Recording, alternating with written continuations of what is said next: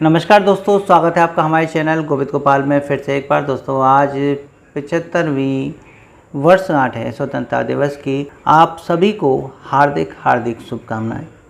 दोस्तों आज इस वीडियो में हम जो बात करने जा रहे हैं वो शिक्षा मित्रों को लेके जारी एक संदेश को है। वो संदेश वैसे आपने पढ़ रखा होगा, लेकिन हम इस वीडियो के माध्यम से आपके विचार उस व्यक्ति तक पहुंचाना चाहते हैं जिन्होंने ये संदेश आप तक पहुंचाने के लिए कहा है। हम बात कर रहे हैं हृदयेश दुबे जी की। हृदयेश दुबे जी ने एक संदेश वैसे तो भेजा है संत श्री राजूदास महाराज जी के लिए, लेकिन उस पर आपके क्या विचार हैं ये हम जानना चाहेंगे। और इस बात को आप कमेंट बॉक्स में नीचे कमेंट करके हमें ज़रूर बताइएगा कि उनके ये विचार कितने सही हैं। आपको बस कमेंट बॉक्स में लिखना है कि हाँ हृदयेश जी ऐसा होना चाहिए या सही है। बात कर रहे हैं हम संत श्री राजूदास महाराज जी के द्वारा किए जा रहे प्रयासों को लेकर, जिसमें शिक्षा मित्र की समस्याओं के समाधान के लिए निस्वार्थ भाव से महाराज संत श्री राजूदास महाराज जी पिछले कई महीनों से प्रयास कर रहे हैं, लेकिन उसके अभी तक सार्थक परिणाम सामने नहीं आ पाए शिक्षा मित्रों के। इसका भी क्या कारण है, हृदयेश दुबे जी इस बात को भी उस संदेश में कह रहे हैं। हृदयेश दुबे जी का कहना है कि संत श्री राजूदास महाराज जी, आप शिक्षा मित्रों की समस्याओं के समाधान के लिए अगर किसी मांग पत्र को आगे बढ़ा रहे हैं या पहुंचा रहे हैं और उस मांग पत्र में कुछ ऐसी मांग रखी गई हैं जो आरटीई एनसीटीई के नियमों का उल्लंघन हो, उनके नियमों पर खरी नहीं उतरती हों, या कह लीजिए कि सर्वोच्च न्यायालय के द्वारा दिए गए निर्णय के विरुद्ध लगती हों, तो शायद किसी भी स्तर पर शिक्षा मित्रों की समस्याओं का समाधान नहीं किया जाएगा।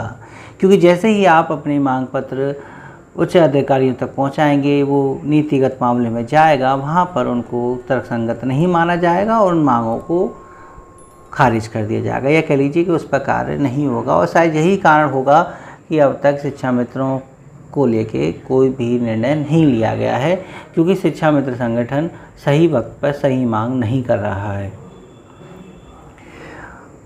उनका ये भी कहना है, हृदयेश दुबे जी का ये संदेश संत श्री राजूदास महाराज जी के लिए है कि आप बस जो मुख्य स्तंभ हैं, जो खुद निर्माण करता है, जो नियम बना सकते हैं, आप उनको बस राजी कर लीजिए शिक्षा मित्रों की समस्याओं के समाधान के लिए।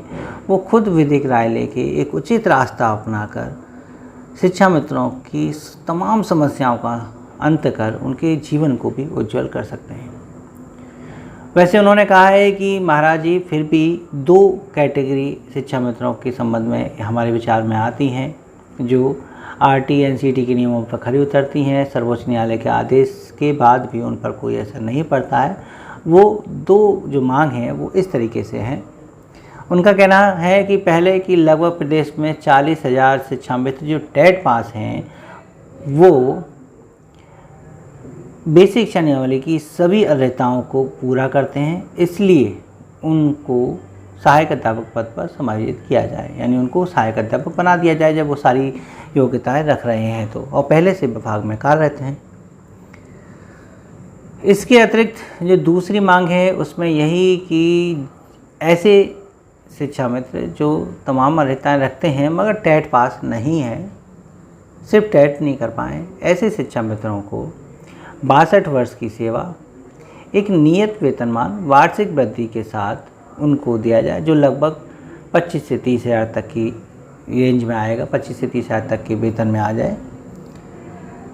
उनको जो है इस पद पर समाहित किया जाए, या उनके लिए एक अलग नियमावली बना दिया जाए, और ये भी रखा जाए उसमें कि जैसे जैसे ये व्यक्ति टेट करते जाएंगे ये भी सहायक अध्यापक पर समाहित। यहाँ टेट पास शिक्षा मित्रों को समाहित करने का तात्पर्य उत्तराखंड, बिहार, झारखंड के मॉडल के आधार पर शिक्षा मित्रों को समाहित। तो सरकार चाहे तो शिक्षा मित्रों को उत्तराखंड मॉडल के आधार पर सभी टेट पास शिक्षा मित्रों को समाहित कर तुरंत सहायक अध्यापक बना सकती है। ये दो विशिष्ट मांग हैं शिक्षा मित्रों की।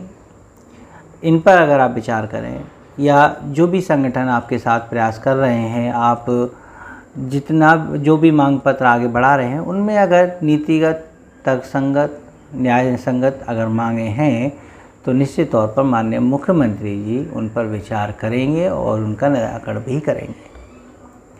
सारी लड़ाई मांग पत्र की ही रहती है कि अलग अलग शिक्षाविद संगठन अलग अलग मांगों को लेकर माननीय मुख्यमंत्री के पास जाते हैं और कोई भी समस्या का समाधान निकल के नहीं आता है, क्योंकि कोई अपनी बात कहता है, कोई अपनी बात कहता है। लेकिन यहाँ पर माननीय संत श्री राजूदास महाराज जी से हृदय जी का ये विनम्र निवेदन है कि आप मांग पत्र को भी छोड़ दीजिए, किसी भी कैटेगरी को छोड़ दीजिए, आप सिर्फ मुख्य स्तंभ जो हैं माननीय मुख्यमंत्री जी, प्रधानमंत्री जी, गृह मंत्री जी, इन मुख्य जो स्तंभ हैं, जो कानून बनाने में भी सक्षम हैं, किसी की समस्याओं को समाधान करने में भी सक्षम है, बस इनको आप राजी कर लीजिए।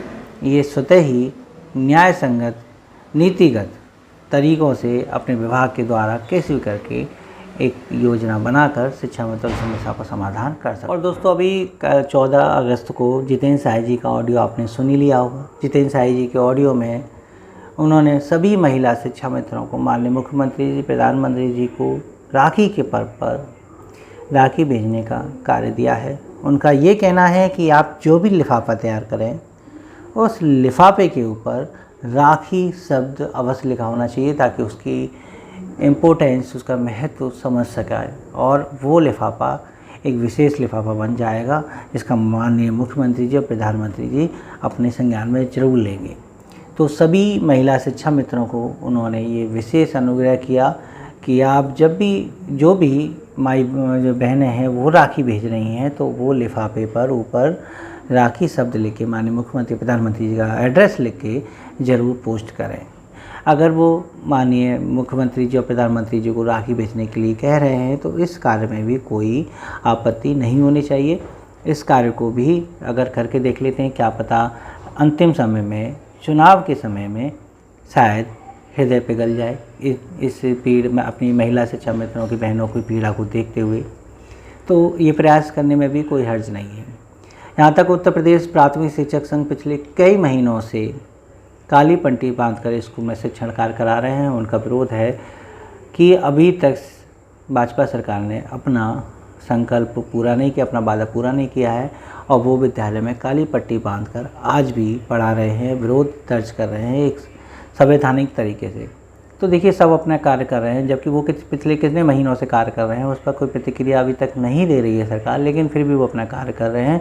परिणाम जिस दिन उनके सामने आएगा उन्हें खुद पता नहीं होगा। इसी तरह से राखी भेजने का कार्यक्रम अगर स्टार्ट किया गया है, तो उसको भी इस त्यौहार के समय पर पूरा कर लिया जाए तो बहुत बेहतर रहेगा। फिर भी अब हम यही चाहेंगे कि आप इस पर भी हमें विचार ज़रूर अपने व्यक्त करें। हृदय जी के संदेश के बारे में भी आप हमें विचार ज़रूर व्यक्त करके बताएं। तो दोस्तों, बस ये थी आज की खबर। ऐसी ही अपडेट हम आपके लिए लेके आते हैं। बस आप हमारे चैनल से जुड़े रहिएगा, चैनल को सब्सक्राइब जरूर कीजिएगा, बेल आइकन को दबाइएगा, और दोनों बिंदुओं पर आपके विचार क्या हैं, औरों के विचार क्या हैं, इसके लिए अपने दोस्तों के साथ इस वीडियो को शेयर भी कीजिएगा। हम आपसे अगली वीडियो में इन विचारों को साझा करेंगे। तब तक के लिए बाय बाय, टेक केयर, जय हिंद।